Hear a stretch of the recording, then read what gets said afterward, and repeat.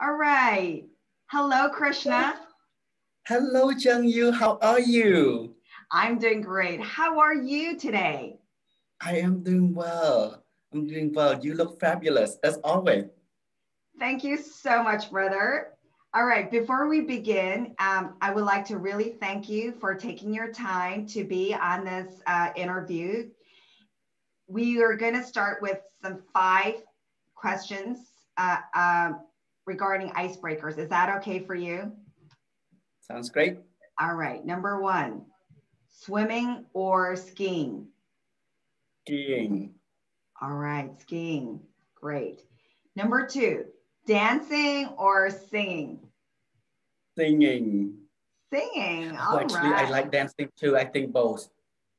I Okay, like both. both. Let's go for Depend on both. what kind of dance. Yes. Okay, let's go for both. All right. Number 3, cooking or delivery? Cooking. Cooking. All right. Yes. Is there a special food you like to cook? I like all kind.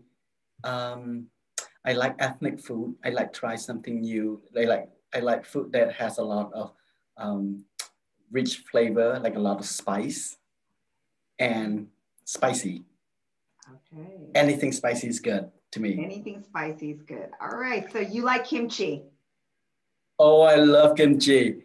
Oh, it's like heaven. When I was in Korea, Chang Yu, you are the only youth ambassador that I met most often after Kacha, I believe, because we met 4 times.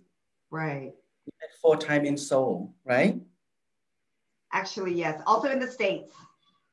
Oh, yeah, 3 times in Seoul, 3 times in Korea, and once in the United States. Exactly. And you are the only one of the 2 youth ambassadors who met my mom. Oh, what an honor. That was so beautiful that time when I met your mom. Yes. My mom still talk about you, and she said that she will smuggle mango steam for you anytime. All right. Send her my best regards. Moving on. Will Number do. 4, Uh-huh. sleeping or watch a movie on Friday night. Sleeping. All right. I'm very sleep deprived, so absolutely sleeping. Yes, Okay. Last but not the least, do you adapt to environments quickly? Like, are you an early adapter or a slow adapter? I'm very quick adapter. I can be very flexible and adaptable to many different kind of situation and environment. Wow. Okay. That's great.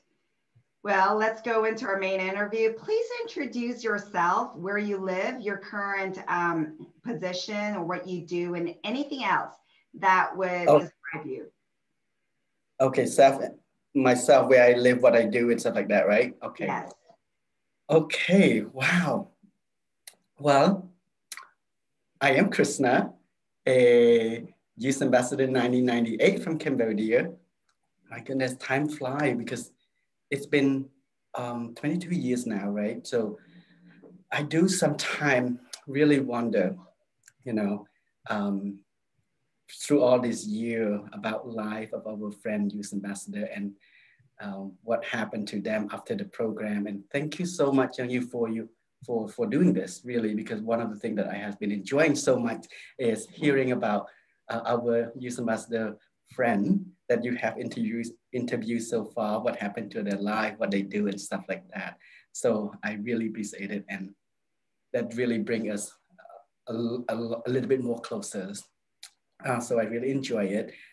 For me, soon after the program, I went back to Cambodia and finished my college, got a dual bachelor degree in biology and education, and went on to. I think I worked 2 years for World Vision International in Cambodia before going on to grad school in Japan for both master and PhD in social forestry, and then my PhD was in environmental resource management. Chris, it took me 7 years to complete grad school in Japan, and it was intense. But I'm so glad I did it. And right before I graduated from my PhD, I was offered a position with the United Nations Environmental Program. And supposed to be in Hue, which is the city in the central part of Vietnam. And my position was environmental education program officer. But during that time, almost around at the same time that I got visa granted to be joining my family in the US. So I was put in a position somehow like a dilemma to choose between the professions that I really worked so hard, like worked my butt off to achieve, and then with family. But I chose family. So here I am in the US. I came to the US not even knowing what I was going to do in the US, right? But well, I came, and it was really difficult actually the first few years in the United States, because I came during the time when economy here was really rock bottom for the first few years. But luckily, eventually I was able to get my foot into into work in the university setting, and I started to really build my social and cultural connection, like capital, and then build my profession from there. And then really enjoy the environment. College, everybody who been to college probably understand the energy. It's very different in college, being surrounded by that intellectual energy. So I really, really like that about my professional career in the US. And I worked for Oberlin College for a year, and then moved on to Bowling Green State University for 6 years. And almost 3 years ago, I now joined the University of Michigan. And currently, I serve as Associate Director in the Office of Multi-Ethnic Student Affairs. So basically, our work basically is to engage our student and campus community from a very specific lens of race and ethnicity to transform student experience, to create learning environment that is inclusive, that is welcoming, that is equitable, creating that kind of education, or kind of learning environment for the campus community. And currently I live in Ohio, in a city, mid-sized city called Toledo. It's set on a northwest corner of Ohio, and also right on the border with Michigan. So I commute to work. I commute from Ohio to Michigan, because University of Michigan is in Ann Arbor, so I commute to work every day. But now, because of the pandemic, here I am working from home for over 7 months now. Yeah, it's been a little bit difficult because my work is particularly, it's of course in education field, but my work really focuses on students who are marginalized. And for those students, building community, building sense of belonging at the predominantly white institution is very important. And we can do that work more effectively if we do it in person. And without that ability to work and meet students in person, it can be very, very difficult. When we meet person, some things about dynamic when we do this work in person, the serendipitous opportunity that come with it is very difficult to recreate in a virtual world, in a virtual platform. So I do worry sometimes about my student experience. But anyhow, the work is difficult, but I'm very grateful. It's been very fulfilling, and at the same time, I do something that is meaningful in the community and society at large. And so I'm happy about it. I'm also happily married to my husband, Chris, and we live here we moved to Toledo for three years now, and we like it so far. I think that's a little bit about me. All right, thank you so much for sharing. Okay. Not at all. Krishna, moving on to my next question. How do you seek life's common ground? My personal thought about seek life common ground, to me, that literally means look for something that we share and we have in common. However, that does not mean that we should not or would not seek to understand our differences. In fact, I think seeking to understand our differences is a must. And it is equally important to the former effort to seek common ground. That was a very vital, that is a very important life lesson for me, you know, because the common ground provide a pathway for communication, which lead to cultivating empathy and trust. And through that two precious virtue, friendship can be established, right? And it have a, when we have friendship, like you and I, it gives us a sense of freedom that allow us to be true, to be authentic, and to be vulnerable with one another. And when that friendship is established, that's when we can engage better in a more difficult and complex social issue or dialogue that directly impacting and shaping our life and other, right? So we would be so naive, I think. We would be so naive if we stop at just seeking our common ground and not also seeking to recognize our differences and further understand our differences, as well as the lived experience, the lived reality in those differences. Because we don't want to pretend like we're not different, right? So that's how I think if we do that, that is how we enhance our knowledge and ability to empathize what it might be like to be different. Let me give you an example why I'm saying I'm thinking that in that direction, especially after coming to United States.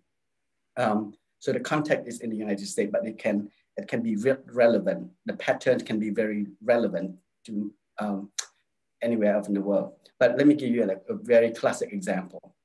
It's very common here in the United States that we hear kind-hearted people, well-intended people would say something, I don't see color, right? In this context, I'm talking about racial color. Right? All I see is that we are human beings.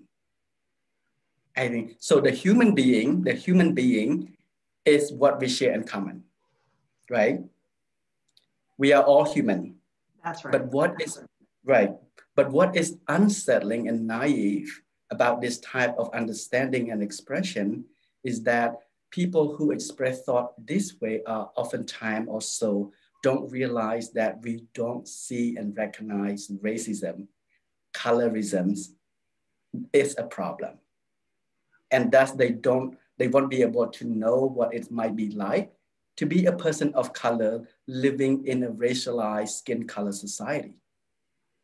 Their expression is a reflection of an ideal in society in which skin color is insignificant. So I think what Papa Chang did to all of us, he planted the seed. He gave us an opportunity to experience building friendship, right? To prepare us to engage in social issues that he knew are very complex. Whether it is religion, race, sex, class, national origin, whatever it is, the list goes on.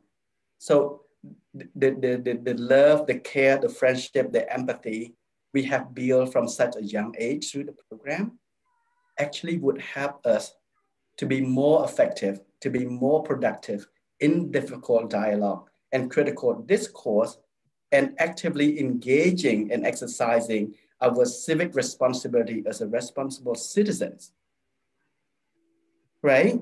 So I thought, I was like, I am, the program changed my life. Wow. And wow. Papa Chang planted that seed in us.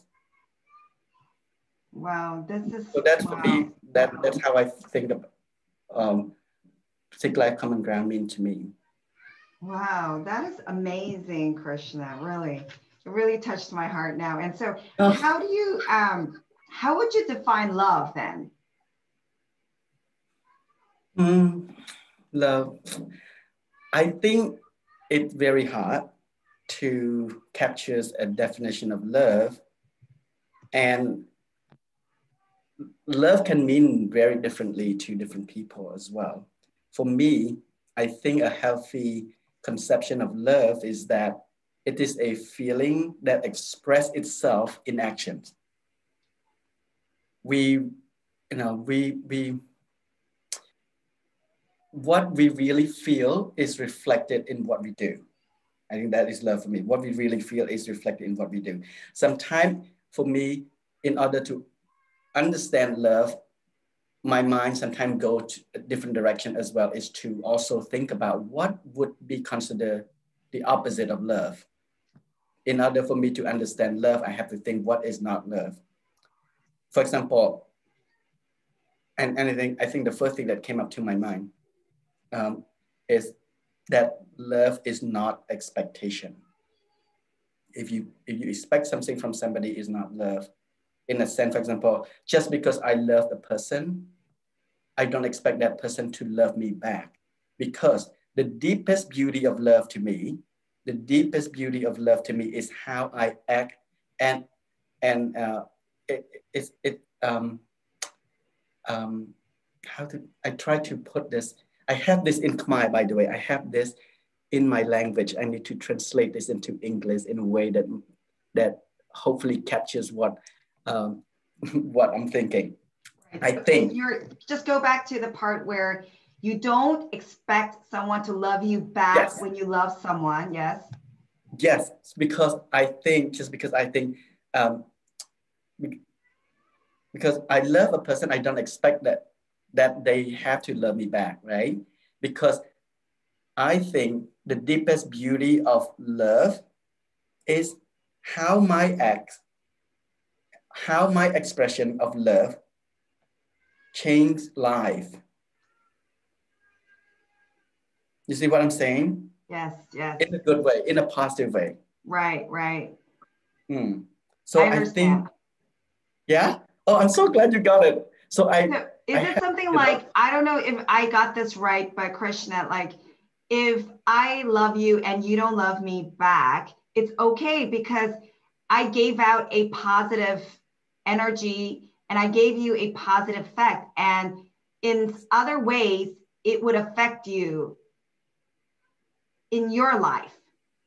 yes, and hopefully in a positive way, because your happiness, your joys, your prosperity is my joys, my happiness, and that is love. I'm happy when I see you happy. I'm happy when I see you healthy. I'm happy when I see you prosper, you enjoy life, and that bring me joy. I think that Wow. is love. And I don't expect that when I do that to to somehow contributing to that, I don't expect that they have to do the same to me. Oh, that's I don't know. I be great. big. Wow. You're in a different level. You're I'm way, 40 years old. you're, John, we are wow, that's 40 years great. old. Wow, but you know, sometimes in a love relationship, like women and men, I think it would be really nice if the man would love a girl back if, you know, if she sends out That's love. why I said, that's why I said love mean very differently to different people. For some people, diamond mean love. Right? Diamond means love. All right. Yes. All right. I can see you love diamonds too. Okay. I do, I do. Krishna, how can we promote love? How can we promote love? Oh my God. I, you know, okay. I are you just love or also the seek like common ground or both? Or Because both? I think How they're can we just relevant. promote? Yes, because you have a very nice view of love and seeking life's common grounds. How can we promote this more? Hmm. You know that that is a big question for everybody. And for the record, so I think for the record, I'm speaking this for myself, okay? From my personal experience and reflection. I believe that there are many ways we can do. But bottom line, I also think that education is key. And when I say education, that including self-work, self-development, right? We're not just like study about the other, but we also have to study and understand ourselves as well. So self-work and self-development, that people, each one of us, right, to so that we can help ourselves, elevate ourselves, each one of us to be at a place where mentally, spiritually, and ethically we are not dealing with human feeling and emotion in way that is static at instinctual level. I'm not sure if that makes sense, but let me try to explain what I meant by instinctual level in my head and in this context, right? As human being, we have a lot in common. Like, as human, we have a lot of things in common. Each one of us can have feeling, emotion, desire, hope, and the list goes on. We can feel pain when pain is being inflicted on us. We can feel hunger when we do not have enough food to nourish ourselves.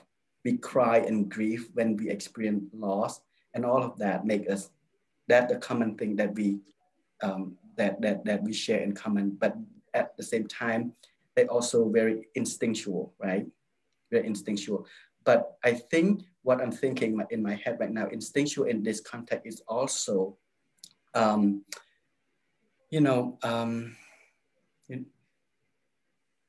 to. I'm trying to. When I learn English, so I'm speaking English as my third language right now. Sometimes I struggle with word, but when I use the word instinctual, the word to me also carry a very self-centered, individualistic connotations in it. That when we are doing things that in purpose is to meet our own individual need, right, of a self-interest, for those instinctual feelings and emotion, we do it for our own individual self and in a very direct interest of direct self-interest. Please don't get me wrong. I'm not saying that it is a bad thing, right? Because it is in a, how to say this? Trying to express this in English sometime. It's not a bad thing at all because, to take care of ourselves in order to allow us to care for the other, right? Is very understandable, but we cannot. At the end of the day, when we take care of ourselves in order to take care of the other, it's very understandable because we cannot pour from an empty cup. But if we do it just only for ourselves, that is very instinctual because it's so self-centered. Does it make sense? Yes, it totally does. Yeah. Oh, I'm so glad. I'm so glad because I'm just trying to express this in English. And I think, and therefore the education and self-work and self-development piece is to extend that understanding of need and desire to the other. That again remind me of the empathy that we was talking earlier. We talked earlier, and we need to have to say extend that and put that into action. That to me is a way of expressing higher level of emotional intelligence and loving compassions, which are being expressed in a less surface way.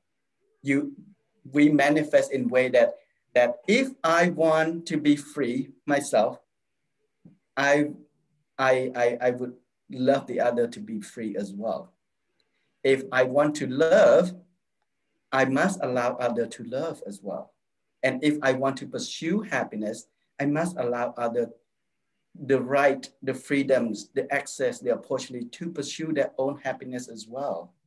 I think that's how that the distinctions, right? We're not just doing for ourselves. If we're only doing fulfilling our self, our emotion, our feeling, that is instinctual.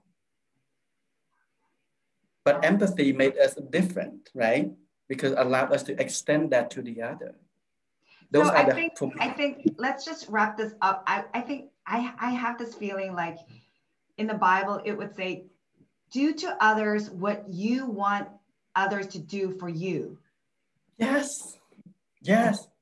But and I'm trying to from the intellectual thing. I think this is a higher level of critical consciousness in practice, right? It's acknowledgement that our life common ground might be simple, the instinctual level might be simple, but life is complex. Right. That's right. Right. Mm-hmm. So it's the society that we live and that continue to also shape us. So Papa Chang again is amazing. He visionary, planted the seed in us and allow us to build foundation to bridge to understand differences and also which is actually critically important. Absolutely. Yes. Yeah, but I love the way you wrap it up. I really love it because just like treat other, what do you say? Treat other like the, how you say it, Young Yu? So treat others as you would want it to be treated as. Oh, okay. Got it.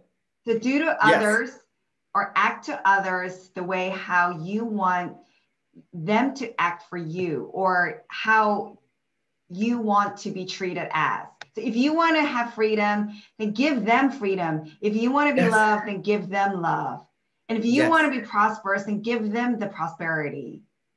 I think that should be the golden rule. That's the golden rule. Absolutely. That's the golden rule. And another golden rule that we learned from this program was also nobody's inferior to or superior to one another. We're all equal.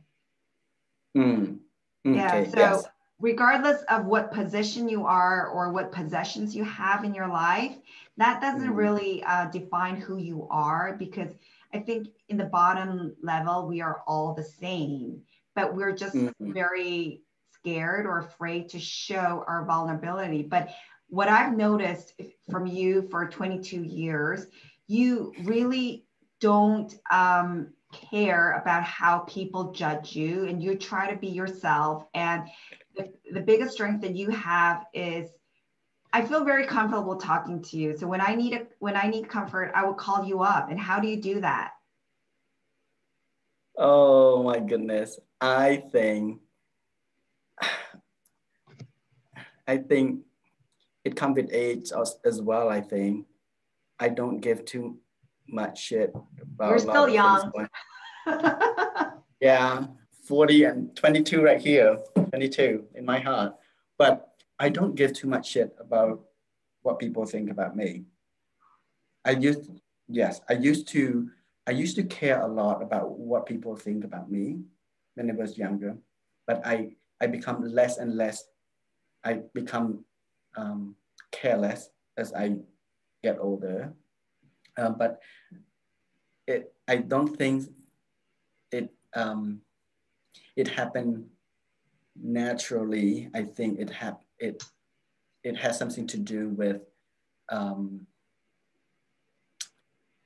confidence and ability to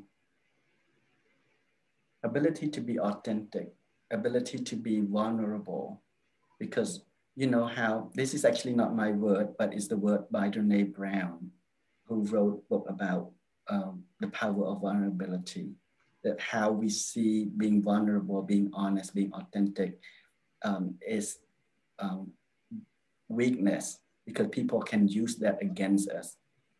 If people don't like us, they can use our honesty, our vulnerability, authenticity against us. But I happen to agree that it's not weakness. It is a strength to actually, having ability to express our vulnerability and not worry too much about making mistake is a strength. And a lot of people, by the way, at least from my field of work experience, working with people of color, people who are being in the marginalized identity, Chang-Yu, right? Less privileged identity, we do care a lot about making mistake, because in our position, one mistake can cost so much. Absolutely, yes. And so we're so aware of making mistake that we have to be very, very careful. We have to present ourselves in a way that is to the point that we lose ourselves. Right. And I think that is not a way to live. Definitely I think not. Yes, I'd rather be authentic. I'd rather be vulnerable. And that's why I was like, you know what, Jang Yu, remember I told you, I came out to you, Jang Yu, I'm gay. Remember? Yes. I was like, because this is me. I'm being honest with you, right? Right. And then because I care, because you matter to me so much. Okay. I don't want to live a lie. I don't want to lie to you. You matter to me so much that instead of me coming out to you, I am inviting you in to my personal life, my authentic self. Amazing. And I was like, and I was so happy I choose to be that way, because it's really, really make my life happier. Wow. I don't have to lie. I just live being myself. Wow. That is a true gift and the powerful strength that you carry, Krishna. And I hope you would carry that throughout your life. And I would like to support you for that. Oh, thank you so much. I appreciate it. Hey, I think I will probably let this way forever. That's great. Krishna, thank you for taking your time to be on my channel today. Oh, not at all. Thank you so much for having me. And I'm so sorry it took so long until we actually have a chance to do this. It's we've been we were talking about this earlier. We try not to say we're not be too busy. We have so many lives. Each one of us has so many lives. Right. Krishna wanted to change the word busyness or busy to having many lives. Am I right? Yeah, I know it makes sense, but that's what I've been saying. I was like, oh my God, I have so many lives. Maybe we can produce 10 Krishnas. Oh. We can have 10 of you and then you would be less busy. Anyways, Krishna, have a great night tonight. Oh, such a pleasure. Thank you so very much. See you again. Yes. I'm looking forward to it. And hopefully we can get to see each other in person sometime before too long. Lovely. Then it is All safer. right. Okay. Thank you so much. You take care. Bye-bye for now.